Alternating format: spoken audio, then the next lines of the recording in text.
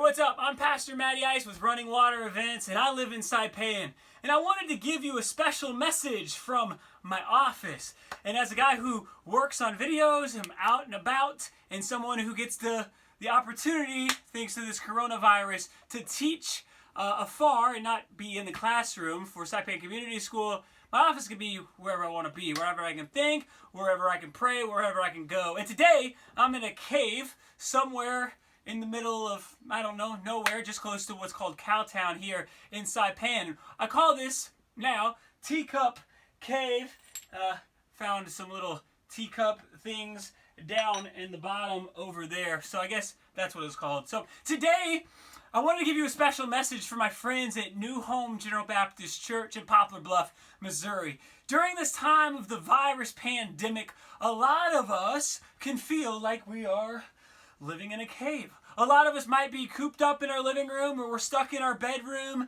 We haven't seen people in a long time. We don't get to talk to people, and it can get really, really lonely. We can get really, really isolated, and our brain can start to worry, and our brain can start to get into a very dark place. And we can go down a little bit further, and we can get to a very, very dark place. But what I want to talk about is the opportunity that we have to be the light. We can shine that to so many people. So, listen. Here's the deal. The author John in the New Testament, both in the Gospels and in his letters, he talks about being in the light, and he talks about being the light. Matthew says, "Let your light so shine so that others may see your good deeds and glorify the Father in heaven." That others may see those good deeds. But what is the light? And what does it mean to be in the light? Are all of us lights? Because there's one light pointing on me now. But what if there were multiple lights? There's this light coming up top here. There's a light coming from behind the flashlight. How do we be the light for people in dark, dark times? A lot of people are locked up. And again, maybe you're the one locked up and you're cooped up and you feel like you're in a cave and you're like, I can't break out and I don't even see the light at the end of the tunnel.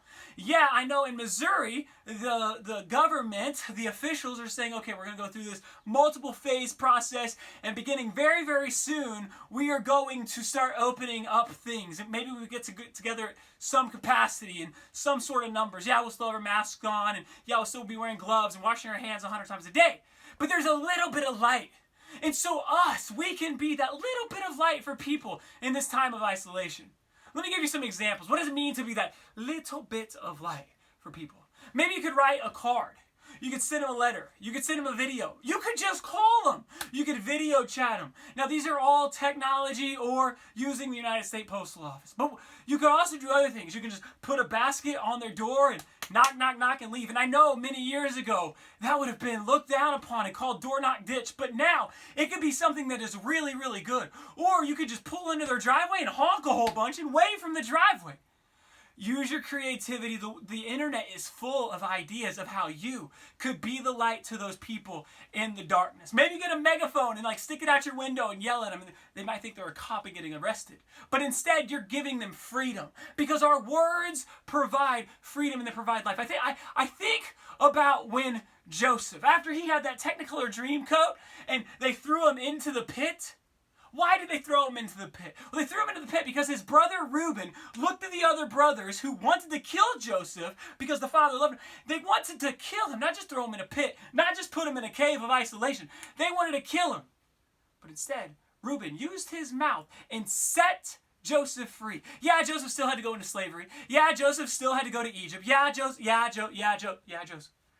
But Reuben, with his words, could set Joseph free. And we can do the same thing for people. We can set people free with our words. They can be written words. They can be words, like I said, via the internet, via technology, via video. Whatever your words could be. That's how you can be the one flashlight. Because see, flashlights come in a variety of ways. They can just be a flashlight, or they could be like a safety whistle where there's blinking. Help, help, help. So maybe you are the flashlight. Maybe you're pointing, you're being the light. But what if you're this? What if you're calling out to your neighbor saying, I need help. I need to be in the light. I need someone to reach out to me. So I encourage you, whatever phase you're in, whether you are stuck, isolated, and you are flashing that red light saying, help me. I want to be in this red light because I need someone to help me because I am feeling so lonely. Or maybe you're the other one who's shining a light. You're going door to door. You're honking your horn. You're loving people. You're giving them cards. You're throwing paper airplanes out your window onto their porch. I don't know what you're doing. You're using your brain that God gave you. You're using your talents, your abilities. And at Running Water Events, we have our tagline is making a difference with what we have. And I encourage you to make a difference with what you have, whatever it is. All right, so from Teacup Cave in Saipan, I'm Pastor Mattie Ice with Running Water Events. And to all people, stay chill, float on, and be in the light.